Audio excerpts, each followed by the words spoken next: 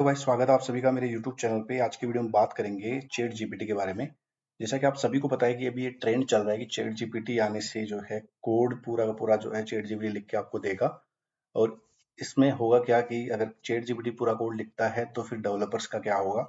तो आज की वीडियो हम इसी के बारे में बात करेंगे कि क्या एक्चुअल में ऐसा होने वाला है कि डेवलपर की जो जॉब्स है वो खतरे में है। क्योंकि अगर चैट जीपीटी कोड लिख रहा है तो फिर डेवलपर की क्या रिक्वायरमेंट है, कोई भी उसको कोड को वहां से कॉपी करके अपने काम में ले सकता है। तो आज की वीडियो में इसी के बारे में बात करेंगे। मैं अभी सेल्सफोर्स के पर्सपेक्टिव से बात करूंगा कि किस प्रकार से जो है हम सेल्सफोर्स के कोड लिख सकते हैं। मैंने यहाँ पे एक कोड लिखा है जो मैं आपको बताना चाहता हूँ। मैंने इसको एक स्टेटमेंट दिया है कि मैं कस्टम अकाउंट डेटा टेबल, मैं आपको बताता हूँ कि मैंने इसको बोला है कि एक कस्टम डेटा टेबल बनानी है आपको, जिसमें 10 रिकॉर्ड आएंगे पर पेज पे और 100 रिकॉर्ड आपको एपेक्स क्लास से लेने हैं। ठीक है। जब मैं नेक्स्ट बटन पे क्लिक करता हूँ तो 10 रिकॉर्ड आगे वाले शो होनी चाहिए, यानी पेजिनेशन का काम करना है। ठीक है। और जब प्रीवियस पे करता हूँ तो पीछे वाले 10 रिकॉर्ड इस जो है शो होने चाहिए।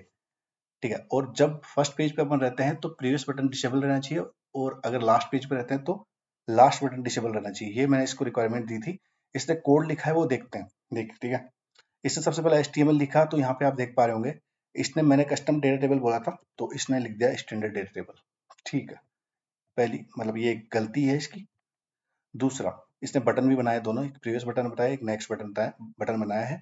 और प्रीवियस बटन पे जो है डिसेबल भी किया है इसने, एक वेरिएबल दिया है यहाँ पे।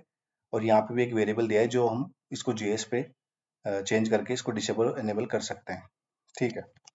अब ये काम कर दिया, इसमें कोई गलती नहीं है। अभी गलती इतनी है कि मैंने कस्टम बोला था बट इसने स्टैंडर्ड डेटा टेबल बना दी। ठीक है। बट VS कोड अगर आप यूज करते होंगे तो आप जैसे डेटा टेबल टाइप करते हो ना तो आपको बॉयलर प्लेट मिल जाती है, जिसमें सेम ऐसा कैसा आपको बना हुआ मिलेगा। आप जब बटन टाइप करते हो तो आपको बटन पूरा का पूरा मिल जाएगा। ठीक है। तो ये काम VS कोड करता है, नो डाउट। ठीक है। ये बात थी सिंपल HTML की। अब चलते हैं लॉजिक्स पे, जहाँ पे JS का काम है, जहाँ पे पूरी तरीके से फेल हो चुका है। मैंने इसको बोला था कि प्रीवियस बटन और नेक्स्ट बटन और का काम होना चाहिए, दूसरा जो है डेटा आना चाहिए। ठीक है। पहली बात तो यहाँ एपेक्स, देखो एपेक्स क्लास ने लिखी है नीचे यहाँ पे, जो एपेक्स क्लास में कोई दिक्कत नहीं है। इसने सब कुछ यहाँ पे रिटर्न नेम ईमेल फोन किया है। ठीक है। और पेज साइज लगा के ये किया है। बट इसने मैंने 100 रिकॉर्ड एक बार लेने के लिए बोला था, बट इसने, ठीक है, क्लिक करने पे इसने 10 रिकॉर्ड लिए हैं, कोई बात नहीं। बट अब जब अपन JS में जाते हैं तो यहाँ पे देखते हैं कनेक्टेड कॉल बैक में इसने मेथड कॉल किया है, और ये मेथड में भी इसने कुछ नहीं डाला। इसने बताया कि इस मेथड में जाके आप एपेक्स कॉल करा सकते हो और इस प्रकार से डेटा आप ले सकते हो। ना नेक्स्ट बटन में इसने कुछ कुछ किया है, ना प्रीवियस बटन में इस पे इसने कुछ किया है।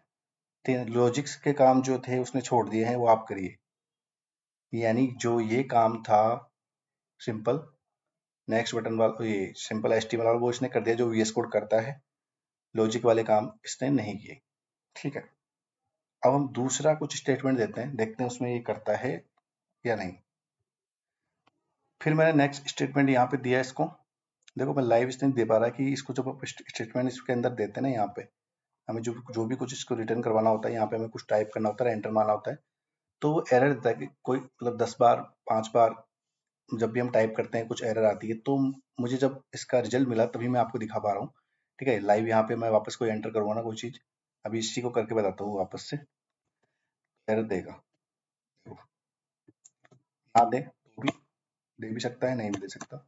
देखो ऐसे एरर आती है बार बार, इसलिए मैं जो मेरे को रिजल्ट मिलता है डायरेक्टली मैं उसको उसको ही शो करता हूँ आपके सामने। ठीक है। तो मैंने बताया इसको कि अब कस्टम डेटा टेबल वापस से बनानी है विद 100 रिकॉर्ड्स, और पेजिनेशन यूज किया है मैंने, डायरेक्ट स्टेटमेंट दिया है इसको। ठीक है। और वायर मेथड यूज करना है एपेक्स क्लास से।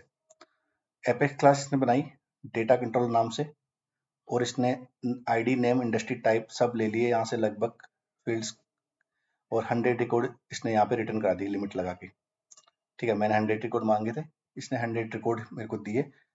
क्लास में कोई दिक्कत नहीं है। HTML पे चलते हैं। बिल्कुल डेटा टेबल जो स्टैंडर्ड वाली थी उसकी जो कस्टम बनाई है इसने यहाँ पे, और इसमें भी कोई दिक्कत नहीं है।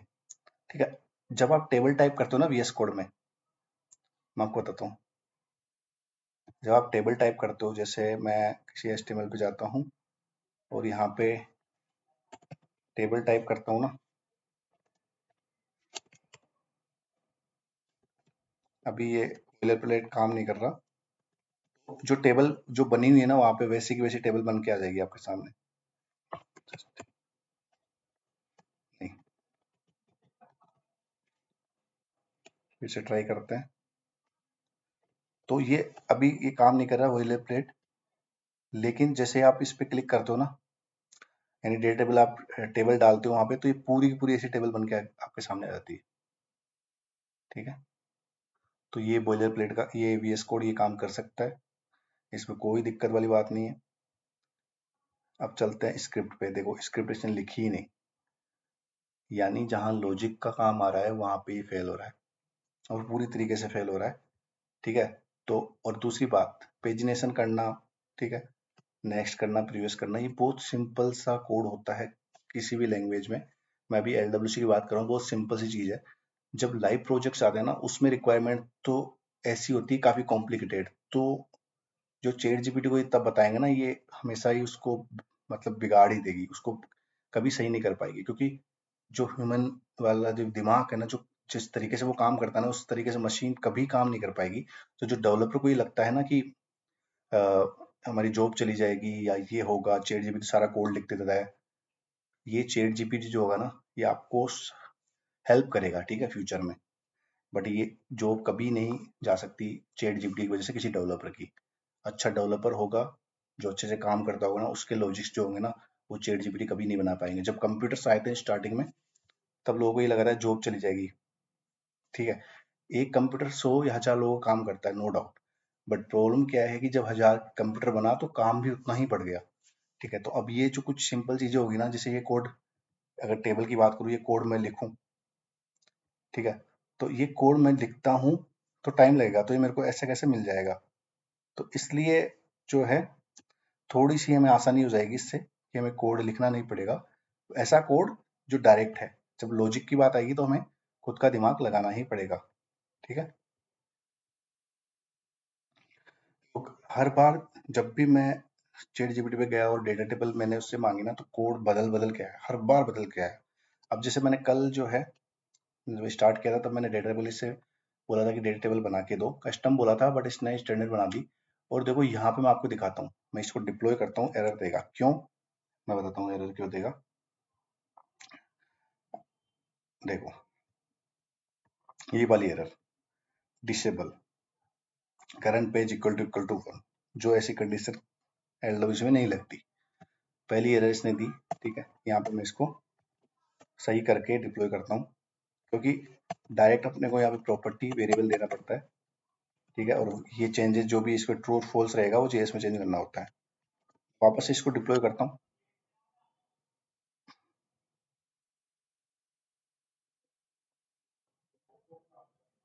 डिप्लॉय हो गया, अभी कोई एरर नहीं आई।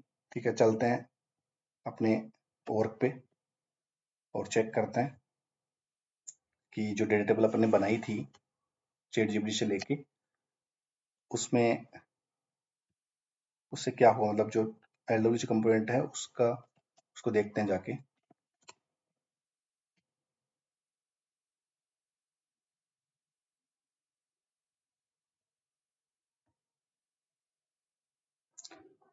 देखो एक एरर हो रही थी, reading length, can not read property of undefined reading length, एक ये एरर है। अब एक चीज बताओ, अगर मैं कॉपी करके कुछ कोड लिखता हूँ, ऐसी एरर आती है, तो क्या डेवलपर के बिना कोई इस पे बैठेगा तो समझ पाएगा इस चीज को? बिल्कुल नहीं समझ पाएगा। डेवलपर की रिक्वायरमेंट हमेशा रहेगी। ठीक है, अब ये चेक करना पड़ेगा कि ये लेंथ की दिक्कत क्या है। तो देखो मैं बताता हूँ क्या दिक्कत है। देखो ये डेटा जो है, ये प्रॉपर्टी है, दिस डॉट डेटा, और प्रॉपर्टी अगर एरे टाइप की है तभी हम उसकी लेंथ निकाल पाएंगे। बट यहाँ पे इसने सिंपल डेटा लिखा है, हमें इसको एरे टाइप का डेटा बनाना पड़ेगा, तभी जाके ये इसकी लेंथ निकाल पाएगा, यानी ये प्रॉपर्टी तभी, ये मेथड इसका तभी काम कर पाएगा। ठीक है, तो इसलिए एरर दे रहा था कि लेंथ किस चीज की निकाले। अगर यहाँ पे एरे टाइप का है, नहीं है, और उसकी लेंथ अगर आप निकाल रहे हो तो नहीं निकल पाएगी, तो एरर देगा। वापस इसको डिप्लॉय करता हूँ मैं। ये चीज भले ही छोटी हो, लेकिन इस चीज को सही हमेशा डेवलपर ही कर पाएगा। तो आप ये टेंशन ना लें कि डेवलपर की जॉब रहेगी या नहीं रहेगी। आप खुद समझ सकते हो, खुद को पता है कि कितने लॉजिक्स लगते हैं लाइव प्रोजेक्ट्स में, लाइव प्रोजेक्ट्स में कितना काम रहता है, कितने कितना दिमाग लगाना पड़ता है हर चीज़ के लिए, तो चैट जीपीटी इस चीज़ को नहीं कर पाएगा। वापस से रिफ्रेश करते हैं।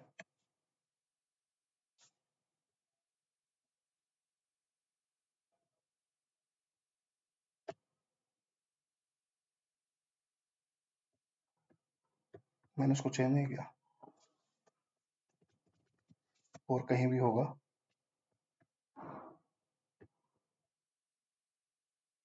ठीक है, वापस से डिप्लॉय करते हैं इसको।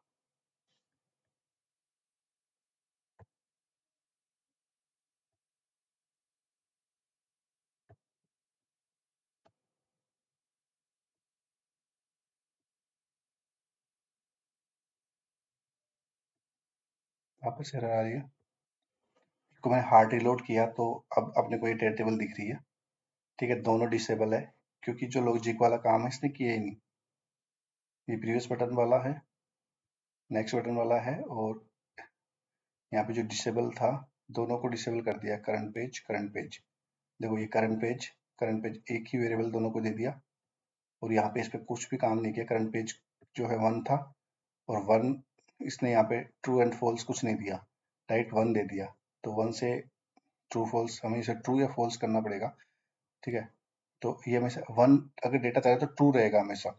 अगर किसी वेरिएबल प्रॉपर्टी के अंदर कोई डेटा है तो ट्रू उसको रिटर्न करता है, तो ये ट्रू रिटर्न कर रहा है तो डिसेबल कर रहा है दोनों को। तो देखो, इन चीजों में काफी बदलाव करने की जरूरत है, तो एक डेवलपर ही कर पाएगा। ठीक है, तो इस प्रकार से डेटा टेबल बनी है। लेकिन क्या लगता है आपको कि ये डेटा टेबल यूजफुल है? हमें नेक्स्ट बटन भी चाहिए, प्रीवियस बटन भी चाहिए, इसको एडिटेबल भी बनाना है। ठीक है, तो काफी चीजें करनी होती है, तो उसमें लॉजिक्स की जरूरत पड़ेगी, और वो एक आदमी ही, एक इंसान ही कर पाएगा। ठीक है, कोई नहीं कर, इसके अलावा कोई नहीं कर सकता, मशीन नहीं कर सकती इस चीज को। तो आज के लिए इतना ही। अगर आपने चैनल को अभी तक सब्सक्राइब नहीं किया तो चैनल को सब्सक्राइब कर दीजिए। वीडियो अगर पसंद आए तो लाइक कर दीजिए, और आपके भी अगर कोई क्वेश्चन हो रिगार्डिंग चैट जीपीटी, तो आप हमें कमेंट कर सकते हो, बता सकते हो कि इसमें क्या क्या चेंजेस मैंने क्या इसके अंदर पाया, कि मैंने पर्टिकुलर कुछ स्टेटमेंट दिया और मेरे को कुछ कोड मिला, वो सही था या गलत था या कुछ कमी थी, तो आप बता सकते हो। आज के लिए इतना ही। थैंक यू सो मच, मिलते हैं नेक्स्ट वीडियो में।